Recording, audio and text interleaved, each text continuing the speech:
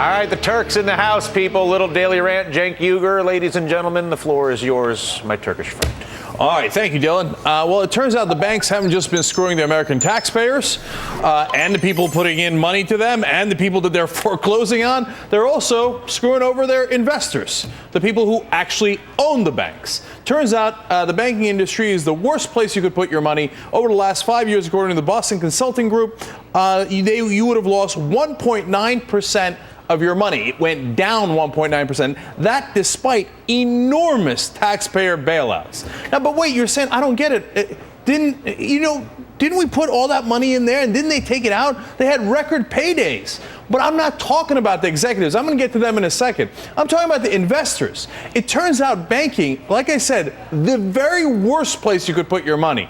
If you're an investor in other sectors, for example, you did okay. We had 16% for chemical and metals. They went up. Went up 9% for consumer goods. And other sectors went up on average 3 to 8%. The one sector losing money? Banking. Except the people not losing money are the executives because they're sucking all the money out of the banks. Let me give you examples of golden parachutes.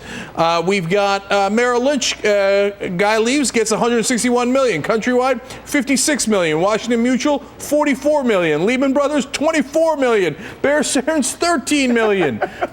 And let me just give you two final examples, Dylan. Jimmy Kane from Bear Stearns walked away with $380 million.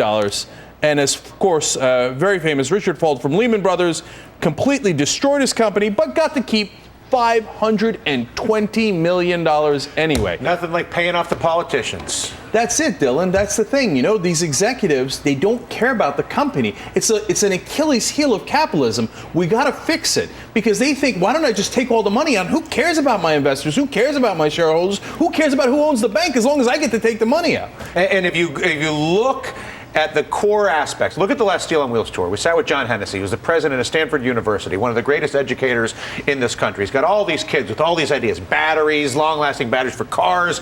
Obviously, Google and all these companies come out of Stanford. I said, what's the most important thing for your kids to be able to cultivate their ideas to solve these problems? Energy, healthcare, all these things. Smart.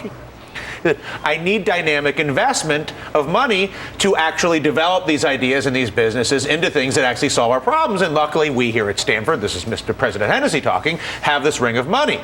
Well, in America, the financial professionals no longer make money by investing in America, and then you should be able to get rich investing. If I bet on your company or somebody else's company on a long-term investment, and I'm right, and it turns out to solve all sorts of problems, of course I should get paid for that. I want to reward people for being good at investing, Warren Buffett, etc. Right? Right. But these guys are getting rich by doing absolutely none of that because they have created a legislative modification that allows them to do things that don't invest in America, like high-frequency trading and credit gambling, that pays them money but doesn't create any value. Well, ironically, it turns out the best investment in America is politicians. Yes. You buy the politicians, you fix the game, and not just against the taxpayers, but against your own shareholders. Yes. And you say, hey, executives, they take all the money. We've got to fix it.